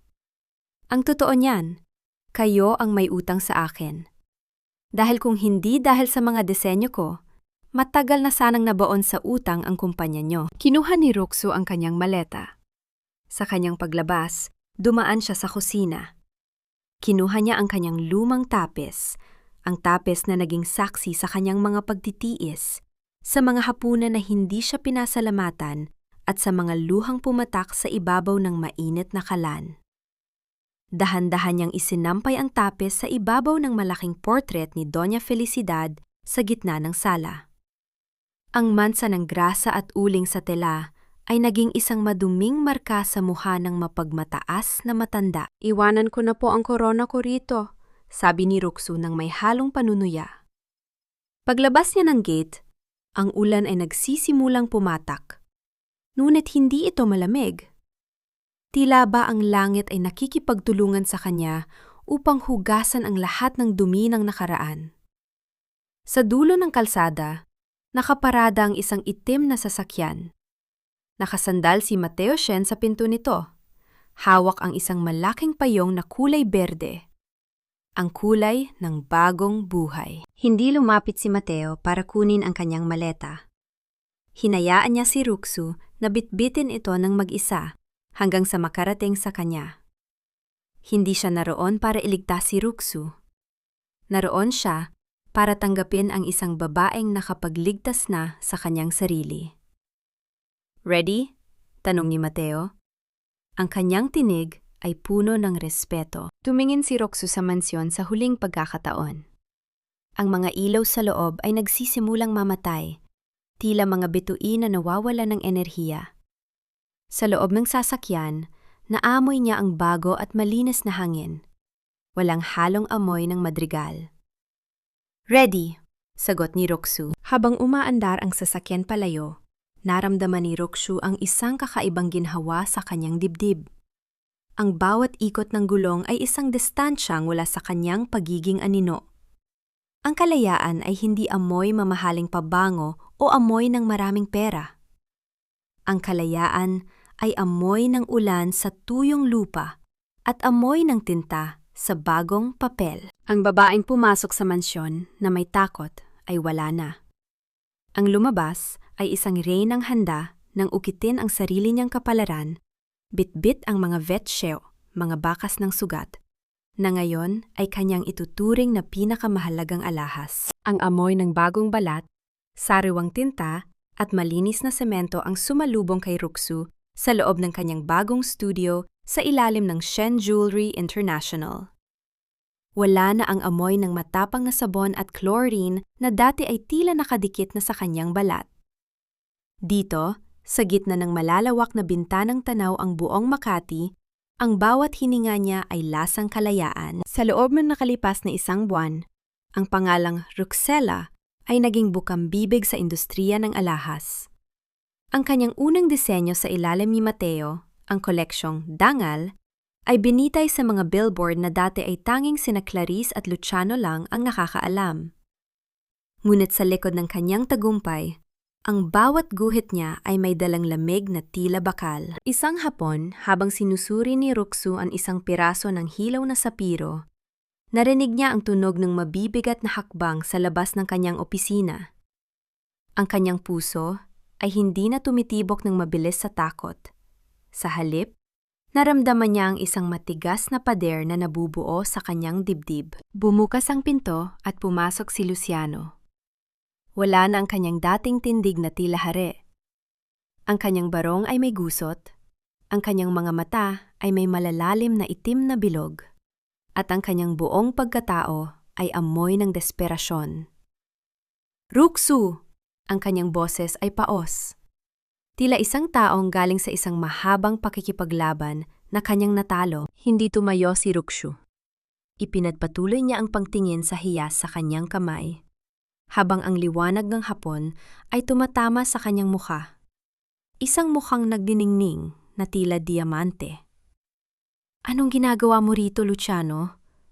Ang pagkakaalam ko, bawal ang mga estranggero sa pribadong opisina ko. Estranggero? Ruxu, asawa mo ako! Sigaw ni Luciano. Ngunit ang kanyang boses ay walang otoridad. Lumapit siya sa mesa ni Ruxu. Ang kanyang mga kamay ay nanginginig. Ang Lu Holdings, pabagsak na kami. Binawi ng lahat ng investors ang kanilang pondo matapos ang ginawa ni Mateo Shen. Clarice is being investigated for fraud. Ruxu, please, help us. Sabihin mo sa publiko na may permiso ka, na it was a collaboration. Ibinaba ni Ruxu ang sapiro at tumingin ng diretso sa mga mata ni Luciano. Ang kanyang titig ay tila isang laser na sumusuri sa bawat kasinungalingan ng lalaki. Collaboration? Mahinang ulit ni Ruxu, may halong panunuya. Naalala mo ba noong nakiusap ako sa'yo na huwag ibenta ang bahay ni nanay? Noong nakiusap ako na huwag mong hayaang tapakan ako ni Clarice? Ano ang sagot mo sa akin, Luciano? Na ako ay isang face lang? Na ako ay isang hamak na tagapagluto na walang alam sa mundo? I was wrong, okay? I'm sorry. Desperadong sabi ni Luciano. Pero isipin mo ang 5 taon natin. Isipin mo ang utang na loob mo sa pamilya ko. Kami ang nag-ahon sa'yo mula sa hirap. Tumayo si Rukshu. Ang kanyang taas ay tila lumaki, habang si Luciano ay tila lumiliit sa kanyang harapan. Ang utang na loob na sinasabi mo ay nabayaran ko na noong gabing ibinigay ko ang kalahati ng dugo ko para mabuhay ka. Ibinigay ko ang buhay ko sa iyo. Pero ang ibinigay mo sa akin ay isang lason na dahan-dahang pumatay sa kaluluwa ko. Kinuha ni Rukshu ang isang folder mula sa kanyang drawer at inihagis ito sa tapat ni Luciano. Ito ang ebidensya ng ginawa niyong lula daw sa insurance nung aksidente mo. Alam ko na ikaw ang sadyang nag-oversteer para makakuha ng claim at pambayad sa utang ng Lu Holdings. Ginamit niyo ang dugo ko para magmukhang biktima ka. Namutla si Luciano. Ang kanyang tuhod ay tila naging jelly habang nakatingin sa mga dokumento. Ang kanyang huling baraha ay nasunog sa harap niya. Leave, Luciano, sabi ni Rukshu. Ang kanyang boses ay parang isang hatol ng hukom. Bago ko patawagan ang security at ibigay ang mga papel na yan sa mga otoridad. Ang Lu Holdings ay hindi babagsak dahil sa akin. Babagsak ito dahil sa sarili niyong kabulukan. Habang papalabas si Luciano, tila isang basang sisiw na kinaladkad ang kanyang sariling anino, pumasok si Mateo Shen. Ang kanyang mga mata ay nakatitig sa bintana. Tila binabantayan ang bawat paggalaw ng kanyang bagong reyna. He didn't deserve even a minute of your time, sabi ni Mateo. Ang kanyang boses ay may dalang init na tila yumayakap kay Rukshu. Hindi ko ito ginagawa para sa kanya, Mateo, sagot ni Rukshu, habang muling kinukuha ang kanyang lapis. Ginagawa ko ito para sa babaeng namatay sa loob ng mansyong iyon. I'm giving her the justice she never had. Ngunit sa labas ng gusali, isang malaking gulo ang nagaganap. Ang balita ay mabilis na kumalat. Doña Felicidad ay isinugod sa ospital matapos kumpiskahin ng bangko ang lahat ng kanilang ari-arian. Ang pamilya Madrigal ay hindi lang nawalan ng pera. Nawalan sila ng mukhang maihaharap sa mundo. Tumingin si Rukshu sa malayo. Ang gabi ay paparating, ngunit sa unang pagkakataon, hindi siya natatakot sa dilim. Dahil ang kanyang ningning ay hindi nagaling sa anino ng iba, kundi mula sa apoy na sumunog sa kanya at ginawa siyang ginto. Ang amoy ng asupre at ang matinding init mula sa blowtorch ay bumabalot sa maliit na silid ng workshop ni Rukshu. Ang bawat kislap ng apoy na tumatama sa ginto ay tila sumasalamin sa bagong buhay na kanyang inuukit. Wala na ang mga kamay na nanginginig sa takot. Ang kanyang mga daliri ngayon ay matatag, may mga bakas ng uling at maliliit na paso na kanyang ipinagmamalaka bilang mga sugat ng kanyang tagumpay. Dito sa loob ng Shen Jewelry, hindi siya tinatrato na parang dekorasyon. Siya ang arkitekto ng kanyang sariling kapalaran. The Free Spirit Collection is almost complete. Ang boses ni Mateo ay narinig mula sa likuran. Hindi siya pumasok ng tuluyan. Tila binibigyan si Rukshu ng espasyo para sa kanyang sining. The world is waiting, Ruxella. This is not just about jewelry anymore. This is a movement for every woman who was told she is not enough. Tumingin si Rukshu sa kanyang gawa. Isang kuwintas na gawa sa tila mga hibla ng pilak na bumubuo ng isang phoenix. Hindi ko ito ginagawa para sa mundo, Mateo. Ginagawa ko ito para sa batang babaeng naniwalang ang kanyang halaga ay nakadepende sa apelido ng kanyang asawa.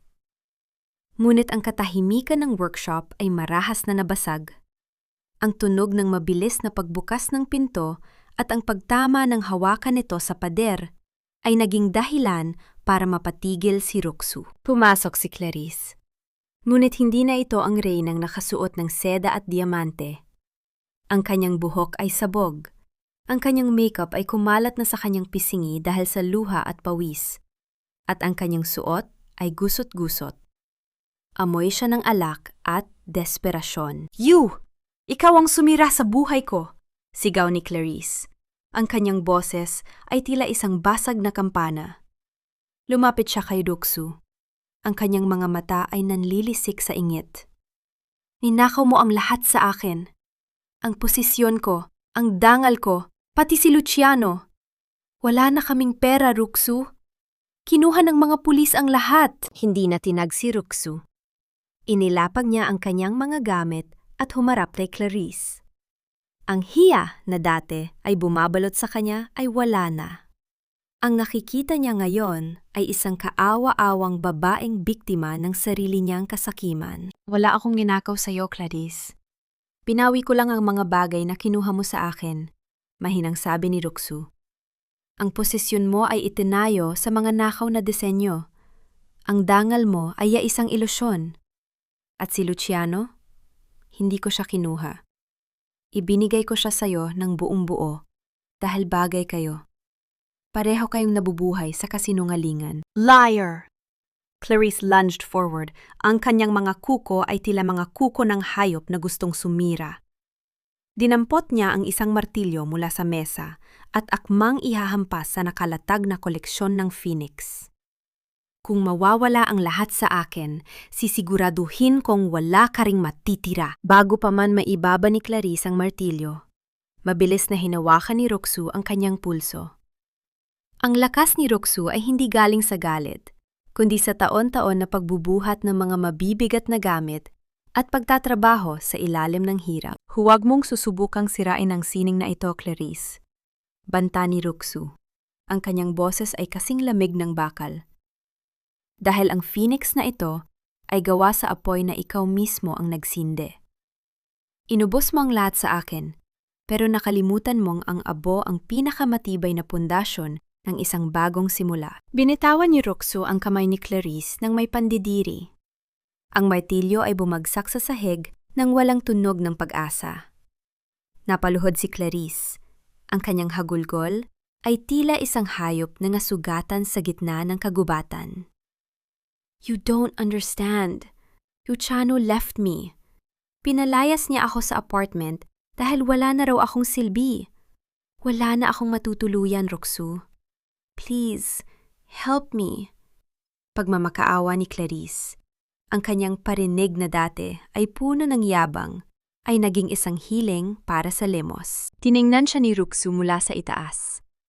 Naramdaman niya ang awa, ngunit hindi ito sapat para kalimutan ang lahat. Matutulungan mo ang sarili mo, Clarice. Sabihin mo ang katotohanan sa mga awtoridad.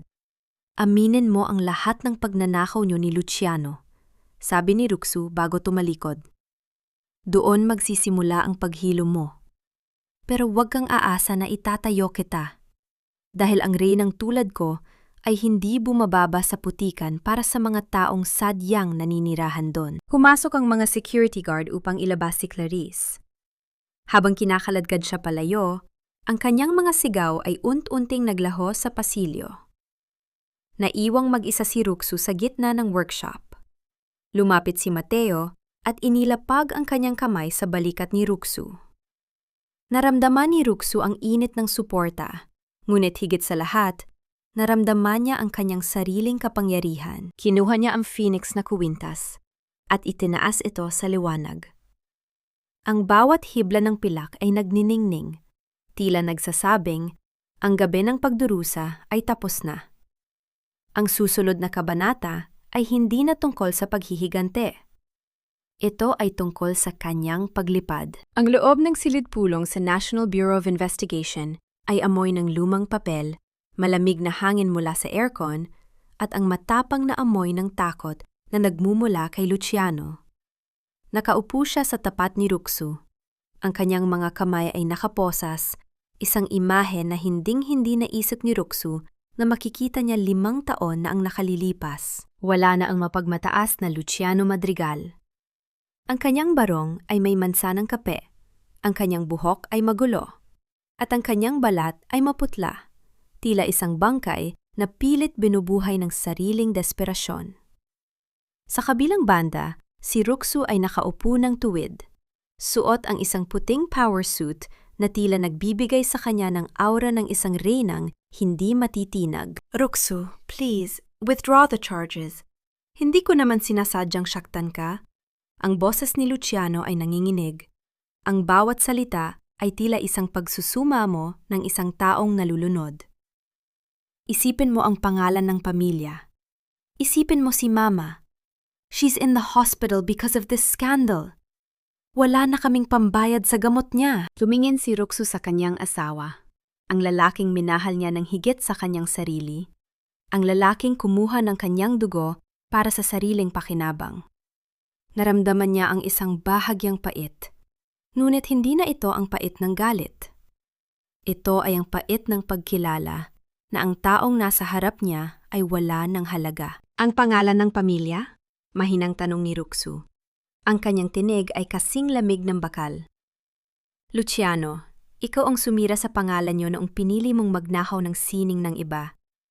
Ikaw ang pumatay sa dangal ng ina mo noong hinayaan mo siyang tapakan ang taong nag-aalaga sa inyo.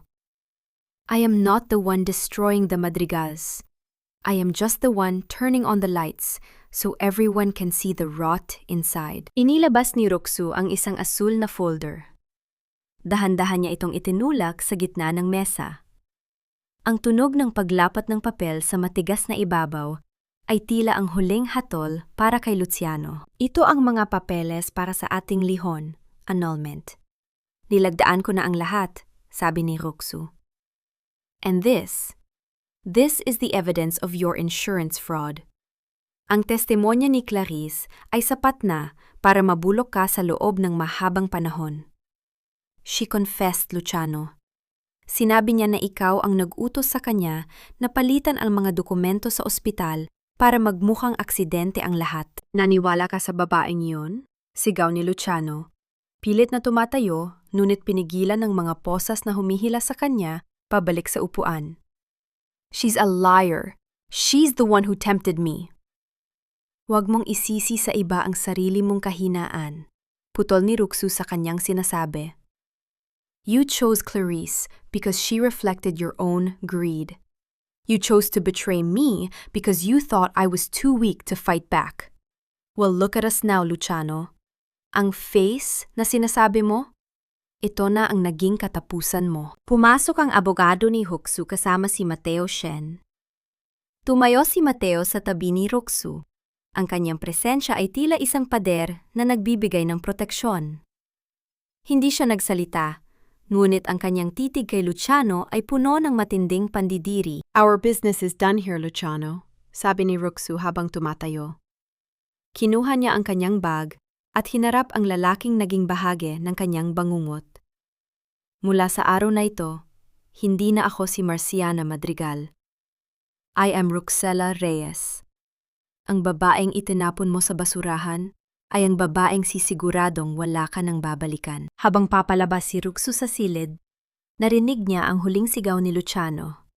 Isang halo ng mura at pagmamakaawa na tila mga tinik na pilit kumakapit sa kanyang likuran. Ngunit hindi siya lumingon. Ang kanyang puso ay wala ng puwang para sa awa o para sa utang na loob na naging lason sa kanyang buhay. Sa labas ng gusali, ang sikat ng araw ay matindi at nagniningning. Naamoy niya ang hangin ng Maynila, maalikabok, mainit, ngunit may dalang pangako ng bagong simula. It's finally over, bulong ni Mateo, habang binubuksan ang pinto ng sasakyan para kay Ruxu. No, Mateo, sagot ni Ruxu ng may matamis at matatag na ngiti. It's finally beginning. Tumingin siya sa kanyang mga kamay. Wala na ang mga mansa ng grasa. Wala na ang mga pasa mula sa suwero. Ang tanging naroon ay ang kintab ng kanyang sariling gawang singsing. Isang disenyo ng isang nakabukas na hawla. Ang hustisya ay hindi lamang ang pagpapakulong sa kalaban.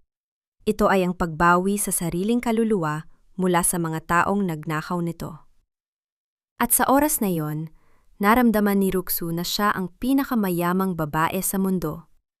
Hindi dahil sa ginto, kundi dahil sa kanyang kalayaan. Ang amoy ng murang klorina at ang singaw ng maraming taong naghihintay sa pampublikong pasilyo ng ospital ay tila isang mabigat na pasanin sa dibdib. Wala na ang malamig na aircon ng room 402. Wala na ang amoy ng mamahaling rosas na hatid ni Clarice. Dito sa ward ng gobyerno, ang tanging maririnig ay ang ingay ng mga bentilador na tila nahihirap ang huminga at ang mahinang daeng ng mga may sakit. Nakatayo si Ruksu sa gitna ng siksikang pasilyo. Ang kanyang suot na seda ay tila isang banyagang bagay sa gitna ng kahirapan. Ngunit ang kanyang mga mata ay hindi kakikitaan ng panghuhusga. Sa isang sulok, sa isang gasgas na upuang plastik, nakaupo si Doña Felicidad. Ang dating mapagmatas na matanda ay tila isang tuyot na dahon na malapit ng tangayin ng hangin. Ang kanyang mamahaling alahas ay wala na. Ang kanyang buhok na dati ay laging maayos, ay ngayon ay puti at gulo-gulo. Nang makita niya si Ruksu, ang kanyang mga mata ay nagkaroon ng isang kislap, hindi ng pagmamahal, kundi ng isang desperadong pag-asa. Ruksu, anak! Ang boses ng matanda ay paos, tila may mga tinik sa lalamunan. Mabuti at tumating ka. Ang mga doktor, ayaw nilang simula ng operasyon ni Luciano kung walang down payment. Kinuha na ng bangko ang lahat, Ruksu. Pati ang huling sentimo ko, wala na. Lumapit si Ruksu, ngunit nanatili ang distansya. Naalala niya ang araw na tinapakan ng matandang ito ang pulseras ng kanyang ina. Naalala niya ang bawat lait na kanyang tinanggap habang nakaluhod sa sahig ng mansyon. Ang utang na loob na lagi mong sinasabi, Ma'am Felicidad, nasaan na po yun na yon? Mahinang tanong ni Ruksu. Ang kanyang boses ay walang galit, tanging ang tunog ng isang katotohanang matagal nang itinatago. Nagmamakaawa ako, Ruksu. Isipin mo ang 5 taon na naging bahagi ka ng pamilya namin. Lumuhod ang matanda sa harap ng kanyang dating manugang. Ang kanyang mga palad ay nakikiusap sa gitna ng maraming tao. Ang hiya na dati ay kanyang sandata, ay ngayon ay kanyang naging parusa. Patawarin mo kami. Patawarin mo si Luciano. He's your husband. Please save him again. Tiningnan siya ni Ruksu ng matagal. Iniligtas ko na siya noon, ma'am. Ibinigay ko ang dugo ko para mabuhay siya. Pero ang ibinigay niya sa akin ay ang kamatayan ng aking mga pangarap. I am not a savior anymore. I am just a person who knows the value of my own worth. Kinuha ni Ruksu ang kanyang pitaka at naglabas ng isang sobre. Inilapag niya ito sa tabi ng matanda, ngunit hindi ito puno ng pera para sa luho. Narito ang sapat na halaga para sa operasyon at para sa isang maliit na kwarto sa probinsya niyo, sabi ni Ruksu. Hindi ito dahil sa utang na loob. Ito ay dahil ayaw kong maging katulad niyo, ang mga taong walang puso sa harap ng nangangailangan. Consider this the final payment for the 5 years of my life that you took away. Pero Ruksu, ang mansyon? Ang kumpanya? Habol ng matanda. Wala na ang mga yun, ma'am. Ang Lu Holdings ay isa na lamang alaala ng kasakiman. Sagot ni Ruksu bago tumalikod. Sa labas ng ospital, nakita niya si Luciano na nakaupo sa isang wheelchair, itinutulak na isang nurse. Ang kanyang mga mata ay walang buhay, nakatitig sa kawalan. Nang magtama ang kanilang paningin, nakita ni Ruksu ang isang bagay na huling-huli na, ang pagsisisi. Isang luhang pumatak mula sa mata ni Luciano, ngunit tila ba ito ay isang tuyong balon na wala nang maidudulot na lunas. Hindi huminto si Ruksu. Hindi siya nagsalita. Ang bawat hakbang niya palayo sa ospital ay tila pagpunit sa huling pahina ng isang madilim na aklat. Sumakay siya sa sasakyang naghihintay sa kanya. Sa loob, ang amoy ng bagong disenyo at ang malamig na hangin ng kalayaan ay muling bumalot sa kanya. Tumingin siya sa salamin at nakita ang isang babaeng hindi na kailangang magtago sa anino ng iba. Are you okay? Tanong ni Mateo habang dahan-dahang hinahawakan ang kanyang kamay. I am more than okay, Mateo, sagot ni Ruksu. I am finally free. Ang utang ay bayad na, at ang puso ko ay akin na muli. Habang binabaybay nila ang daan, patungo sa kanyang bagong buhay, alam ni Ruksu na ang karma ay hindi lamang tungkol sa pagpaparusa sa masama. Ito ay tungkol din sa pagbibigay ng gantimpala sa mga taong marunong magpatawad, ngunit marunong ding tumayo para sa sarili. Ang gabi ay malalim na, ngunit sa puso ni Ruksu, ang araw ay nagsisimula pa lamang sumikat. Ang amoy ng mamahaling pelus, ang lamig ng aircon na tila humahalik sa balat, at ang nakasisilaw na liwanag ng mga spotlight sa loob ng Grand Hall ng National Museum ay naging saksi sa muling pagsilang ni Roxela Reyes. Wala na ang amoy ng usok ng kalan. Wala na ang malagkit na pakiramdam ng dumi sa sahig. Ngayong gabi, ang tanging amoy na bumabalot sa kanya ay ang halimuyak ng tagumpay. Isang halo ng sariwang jasmine at ang matapang na amoy ng tagumpay. Ang International Jewelry Design Awards ay ang rorok ng lahat ng kanyang paghihirap. Sa paligid niya, ang mga pinaka-impluwensyadong tao sa mundo ng sining ay nagkakagulo upang masilayan ang kanyang koleksyong dangal. And the grand prize for the design of the year goes to Roxela Reyes for the Unchained Soul. Ang boses ng announcer ay tila isang malakas na agos na tumangay sa lahat ng kanyang pag-aalinlangan. Dahan-dahang tumayo si Ruksu. Ang kanyang suot na pilak na gown ay nagniningning, tila siya mismo ay isang hiyas na dumaan sa pinakamatinding apoy upang maging perpekto. Sa kanyang paglalakad patungo sa entablado, ang bawat lapat ng kanyang takong ay tila isang deklarasyon. Narito na ako. Na mahawakan niya ang tropeo, naramdaman niya ang bigat nito, isang bigat na masarap sa pakiramdam. Kabaligtaran ng bigat ng mga maletang binuhat niya noon para kay Clarice. Humarap siya sa mikropono at tumingin sa libu-libong tao. Ngunit ang kanyang isipan ay bumalik sa maliit na kusina ng mga madrigal. Ang tropeong ito ay hindi para sa akin lang, simula ni Ruksu. Ang kanyang boses ay malinaw at puno ng kapangyarihan. This is for every woman who was told her place is only in the shadows. This is for those who were called just a housewife, useless and replaceable. Ang bawat peklat sa aking mga kamay ay hindi tanda ng kahihiyan. Ito ay mga marka ng aking sining. Sabi nila, ang diamante ay nabubuo sa ilalim ng matinding pressure. Ngayong gabi, pinatunayan ko na ang isang babaeng dinurog ay kayang bumangon at maging mas nagniningning kaysa sa anumang hiyas sa mundong ito. Ang ballroom ay napuno ng palakpakan na tila isang dambuhalang alon na bumabalot sa kanya. Sa dulo ng silid, nakita niya si Mateo Shen.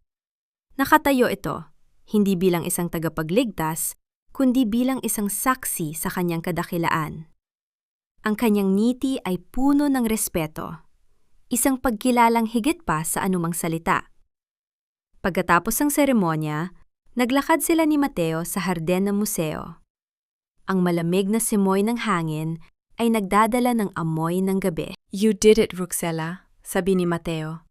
Ang kanyang tinig ay may dalang init na tila kumot sa gitna ng lamig. Hindi mo na kailangan ang sinuman para patunayan ang halaga mo. Salamat, Mateo. Hindi dahil sa iniligtas mo ako, kundi dahil naniwala ka na kaya kong iligtas ang sarili ko, sagot ni Ruksu. Itinaas ni Ruksu ang kanyang kamay at tiningnan ang singsing na kanyang ginawa para sa gabing ito. Hindi ito isang saradong bilog. Ito ay isang disenyo ng dalawang dulo na halos mag-abot, ngunit may puwang sa gitna. Isang simbolo ng kalayaan at ng hindi natatapos na pag-unlad. Ano ang susunod para sa iyo? Tanong ni Mateo. Gagawa pa ako ng mas maraming alahas, Mateo. Pero sa pagkakataong ito, hindi na ito para itago ang sakit ng mga babae. Ito ay para ipagdiwang ang kanilang lakas.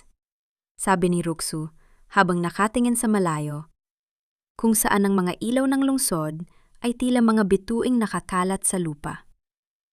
Wala na si Luciano. Wala na si Doña Felicidad.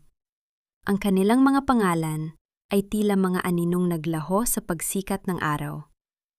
Ang hiya ay naging dangal, at ang awa ay naging inspirasyon. Tumalikod si Ruxu sa kanyang nakaraan. Bit-bit ang kanyang trupeo at ang kanyang bagong pangalan. Ang babaeng itinapon sa basurahan ay naging reyna ng sarili niyang kaharian. At sa ilalim ng malawak na langit, alam ni Ruxu na ang kanyang ningning ay hindi na kailanman muling mamamatay. Dahil ang tunay na hiyas ay hindi ang suot niya sa leeg, kundi ang kaluluwang kanyang nabawi mula sa dilim. Ang amoy ng basang lupa matapos ang isang mahinang pag-ulan at ang tamis ng halimuyak ng mga namumukadkad na sampagita ay humahalik sa bintana ng restored na bahay ni Ruxu sa Batangas. Wala na ang amoy ng luma at maalikabok na bodega. Ang kanyang tahanan ngayon ay amoy ng pag-asa at bagong simula. Ang bawat sulok ng bahay na ito na dati ay balak ibenta ni Luciano ay muling binuhay ni Ruxu gamit ang sarili niyang pawis at talino. Nakatayo siya sa harap ng kanyang workbench. Ang kanyang mga daliri ay marahang hinahaplos ang isang piraso ng hilaw na diamante. Ang kanyang mga kamay ay meron pa ring maliliit na peklat, mga bakas ng kanyang nakaraan bilang tagapagsilbi, at ang kanyang paglalakbay bilang isang manlililok ng ginto. Para kay Ruxu, ang mga peklat na ito ay hindi na tanda ng hiya. Sila ay mga medalya ng kanyang dangal. Ang mahinang pagyanig ng kanyang telepono sa ibabaw ng mesa ay naging hudyat ng isang mensahe. Mula ito sa kanyang abogado. Luciano's sentence has been finalized. 5 years for fraud and embezzlement. Clarice is facing 3 years. Ang natitirang ari-arian ng mga madrigal ay tuluyan ng naliquidate para sa bilyon-bilyong utang. Ibinaba ni Ruxu ang telepono. Hindi siya nakaramdam ng katuwaan sa kanyang dibdib, kundi isang malalim na pakiramdam ng katarungan. Naalala niya ang balita noong nakaraang linggo. Si Doña Felicidad ay nakikitang namamalimos ng pansin sa isang maliit na paupahan sa probinsya, malayo sa karangyaan ng Maynila. Ang reynang dati ay naninapak ng hiyas, ay ngayon ay nabubuhay sa anino ng kanyang sariling kasamaan. Roxela, ang boses ni Mateo Shen ay narinig mula sa pinto. Nakasuot siya ng simpleng puting polo, malayo sa kanyang imahe bilang isang matigas na bilyonaryo. May dala siyang isang maliit na basket ng mga sariwang prutas mula sa kanyang sariling harden. Hi Mateo! Ang aga mo yata? Nakangiting bati ni Ruxu habang tinatanggal ang kanyang apron. I just wanted to see the woman who's about to change the world of jewelry again, sagot ni Mateo. Ang kanyang mga mata ay nagniningning sa paghanga. Lumapit siya at tumingin sa disenyo sa mesa ni Ruxu. This is beautiful. Anong itatawag mo rito? Tiningnan ni Ruxu ang disenyo. Isang kwintas na tila mga hibla ng ginto na unti-unting bumubuka. Parang isang ibon na handang lumipad patungo sa araw. Laya, maikling sagot ni Ruxu. Because this is for every woman who finally found the courage to break her own chains. Perfect name, bulong ni Mateo. By the way, may natanggap akong sulat mula kay Luciano. He's asking for your forgiveness. Sabi niya, he realized that he didn't just lose a designer. He lost the only heart that ever truly loved him. Tumingin si Ruxu sa malayo, sa mga luntiang burol ng Batangas. Ang pagpapatawad ay hindi ibinibigay para sa taong nagkasala, Mateo. Ibinibigay ito para sa taong nasaktan, para makalaya na siya ng tuluyan. Napatawad ko na siya noon pa, noon gabing iniwan ko ang mansyon. Pero ang pagbabalik, iyon ang hindi na mangyayari kailanman. Ang isang diamante, kapag nabasag, ay hindi na maibabalik sa dati. Ang tanging magagawa ay ukitin ito sa isang bagong anyo. Nang lumingon si Ruxu kay Mateo, naramdaman niya ang isang kakaibang init sa kanyang puso. Isang pakiramdam na hindi hiram, hindi nakaw, at hindi pilit. Ito ay ang pakiramdam ng pagiging pantay, ng pagiging mirerespeto, at ng pagiging minamahal dahil sa kung sino talaga siya. Ikinabit ni Ruksu ang huling hiyas sa kanyang bagong gawang singsing. Isang singsing na walang dulo at walang simula. Tila ang kanyang sariling buhay na ngayon ay malaya na sa anumang tanikala. Ang babaeng itinapon sa basurahan ay naging reyna ng kanyang sariling tadhana. Ang kanyang kwento ay hindi nagtapos sa isang lihon. Ito ay nagsimula sa isang pagbangon. Sa ilalim ng maliwanag na sikat ng araw, naglakad si Ruksu palabas ng kanyang workshop kasama si Mateo. Bitbit ang kanyang sining, ang kanyang dangal, at ang kanyang kaluluwang kasing ningning ng pinakamahalagang diamante. Ang awa ay natapos na. Ang karma ay naisa katuparan na. At ang healing ay tuluyan ng nanahan sa kanyang puso. Sapagkat ang tunay na kayamanan ay hindi ang mga hiyas na kanyang nililika, kundi ang babaeng nakikita niya sa salamin tuwing umaga. Isang babaeng matapang, malaya, at higit sa lahat, sapat.